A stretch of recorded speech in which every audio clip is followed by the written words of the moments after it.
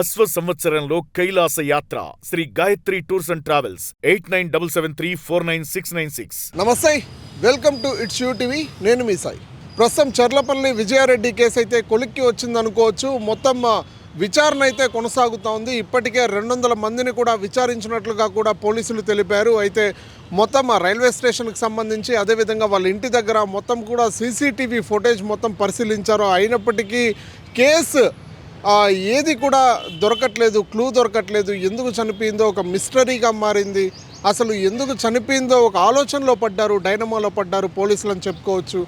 అయితే ఎందుకు చనిపోయిందనే కోణంలో కూడా ఇంకా గట్టిగా వాళ్ళ ఆఫీస్ వాళ్ళని, వాళ్ళ స్టాఫ్ వాళ్ళని, అదేవిధంగా వాళ్ళ పిల్లలతో చదువుకున్న ఫ్రెండ్స్ని, వాళ్ళ అమ్మగారిని, వాళ్ళందరినీ కూడా విచారిస్తూ ఉన్నారు. ఇప్పటికీ విచారణ ఇంకా కొనసాగుతూనే ఉంది. నిన్న చూసుకుంటే మొత్తం కాల్ డేటా కూడా బయట తీయడం జరిగింది. ఎందుకంటే సెంట్రల్ ఏదైతే రైలు ప్రమాదం జరిగిందో అక్కడ జరిగింది కాబట్టి సెంట్రల్ పరిధిలో వస్తుంది కాబట్టి రైల్వే పోలీసులు అయితే కూడా కేసుకి సంబంధించి కాల్ డేటా తీయడం జరిగింది. రీసెంట్గా ఏదైతే 11:30కి జరిగిందని చెప్తా ఉన్నారో 11:30కి లాస్ట్ చివరిగా వాళ్ళ అన్నతో మాట్లాడినట్లుగా కూడా కాల్ డేటాలో ఉంది. అది కూడా నార్మల్గా అన్నతో 5 నిమిషాలు 10 నిమిషాలు మాట్లాడితే సరే అనుకోవచ్చు. గంట సేపటి వరకు అన్నతోనే మాట్లాడుతూ ఉంది కాల్ విజయారెడ్డి.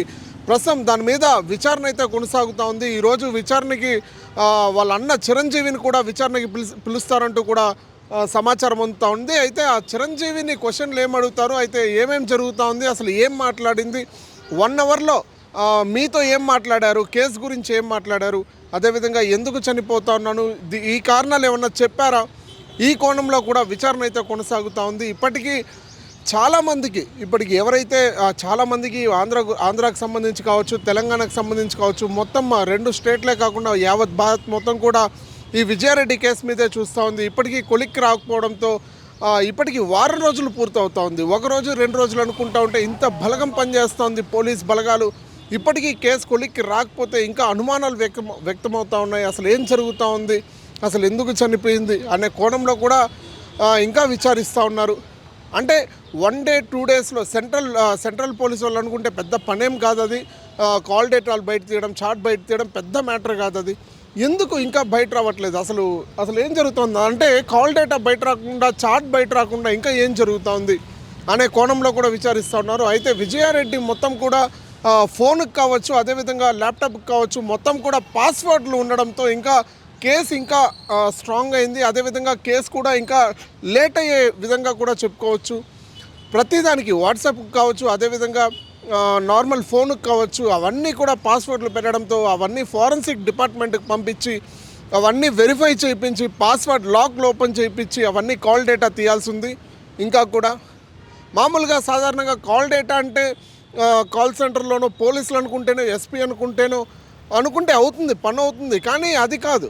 సో మొత్తం చాట్ హిస్టరీ అవన్నీ కూడా బ్యాకప్ చేయాలంటే కూడా ఫోన్ రికవరీ చేసుకున్నారు. ఇప్పటికే ఫోన్ పాస్వర్డ్స్ అన్నీ ఉండడంతో ఇంకా చాలా ఛాలెంజ్గా మారింది పోలీసులకైతే. ప్రతి ఒక్క దానికి మెయిల్కి కావచ్చు, వాట్సాప్కి కావచ్చు, ఇన్స్టాగ్రామ్కి కావచ్చు, ప్రతి అకౌంట్కి కూడా పాస్వర్డ్లు ఉండడంతో ఇంకా చాలా కష్టంగా మారింది పోలీసులకైతే. ఇంకా విచారణ అయితే కొనసాగుతూ ఉంది.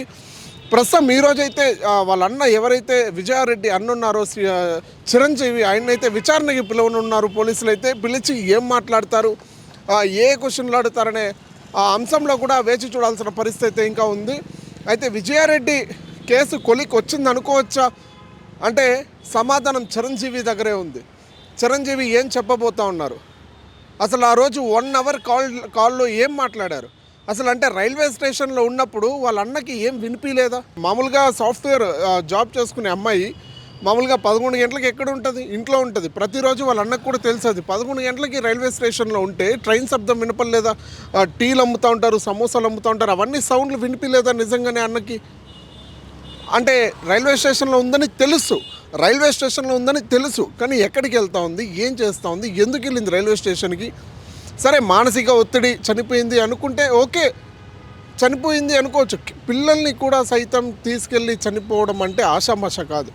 సో ఈ కేసును కూడా ఈరోజు వాళ్ళ అన్న చిరంజీవిని విచారించి కేసును అయితే కొలిక్కి తీసుకురానన్నారు పోలీసులు. అయితే ప్రస్తుతం వేచి చూడాల్సిన పరిస్థితి అయితే ఉంది. ఈ కేసు పురోగతులు ఇవన్నీ, ఈ కేసులో డీటెయిల్స్ అన్నీ కూడా పోలీసులు అప్డేట్ చేస్తామంటూ ఉన్నారు. ప్రస్తుతం ఇది పరిస్థితి.